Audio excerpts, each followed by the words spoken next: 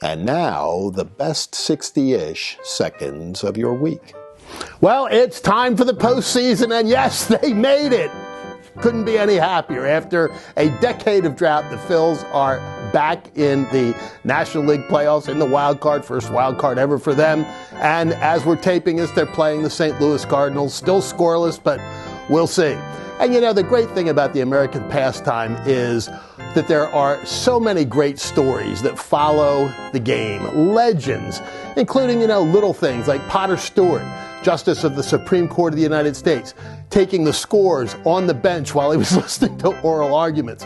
And this year, a really touching story at the end of the season where Stephen Vogt of the Oakland Athletics made his last plate appearance as a Major League ball player.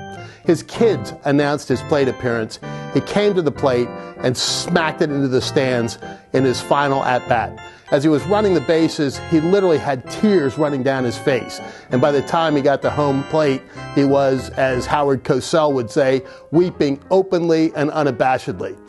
It's a great story in and of itself, one of those iconic moments. But when you think about the fact that Vogt is one of the very, very few ball players, and frankly, I would have thought the only one, who hit a home run in his first Major League plate appearance and his last at-bat, it's really an extra great story. So as we move into the postseason, stay tuned. It's going to be great.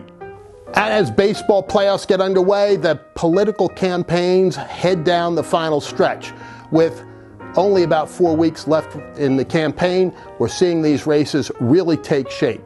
Here in my native state of Pennsylvania, you've got a U.S. Senate race that could well determine who controls the Senate come next year. And Mehmet Oz is clearly in his ascendancy, and John Fetterman is equally dropping very, very fast in the polls, largely because there are a lot of questions about John Fetterman's narrative and about his views on specific issues. And this week, the Associated Press, not exactly a bastion or harbinger of conservative thought and support, came out with a study that detailed John Fetterman's attendance as mayor of Braddock and as president of the Senate, which is his main duty as lieutenant governor. He was MIA a lot of the time, and when he was at work, he was working 4 and 5 hour days. A little tough to develop a working man's narrative from that. So it's looking increasingly good for Dr. Oz in Pennsylvania.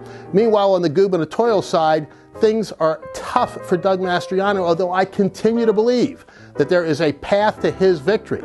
But if he wants some unsolicited advice, he really needs to engage the media. As unpleasant and unpalatable as that is, it gives him an opportunity to let the voters see exactly who he is up close and personal. That's a plus for Senator Mastriano, not a negative. Even if the media is beating him up, he has an opportunity to tell his story in his own words, in his own way, and give Pennsylvanians who don't know him that well the confidence that he would be a solid, sensible leader, which he would be.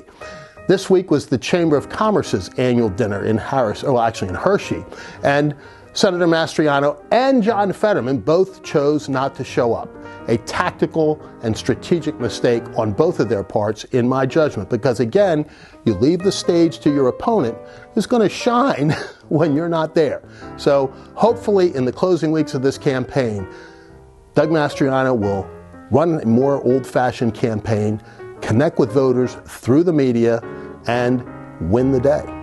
And where America is not doing very well is with energy policy. And the Biden administration this week really sunk to an all-time low. They've gone to despots around the world trying to get additional energy, something they have to do because they've tried their best to curtail American production of oil and natural gas. So they tried the Saudis, they shot them down. They tried Iran, another great friend of the U.S., that didn't work so well. And now they're back into our hemisphere, looking to Venezuela and Maduro, the thug that runs that country, for increased oil production.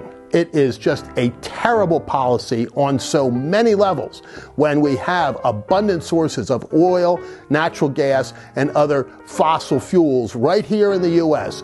that could be causing our economy to thrive, people to have great jobs, consumers to have less costs, and a thriving economy as a result. And you see what's happening to the economy.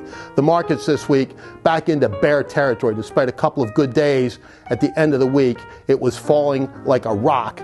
And we're down below 30,000. We may even be down below 29,000 by the time you see this on Saturday morning. Think about that. The market began the year at almost 37,000, and now we're sitting below 30 and close to 29. It is a disaster for anyone with a 401k. We've given up trillions of dollars this year. We simply can't allow the Biden economy to continue to kill us. But baseball thrives. Elon Musk looks like he's going to take over Twitter, a good thing for the richest man in the world. And for now, that is the best 60-ish seconds of your week.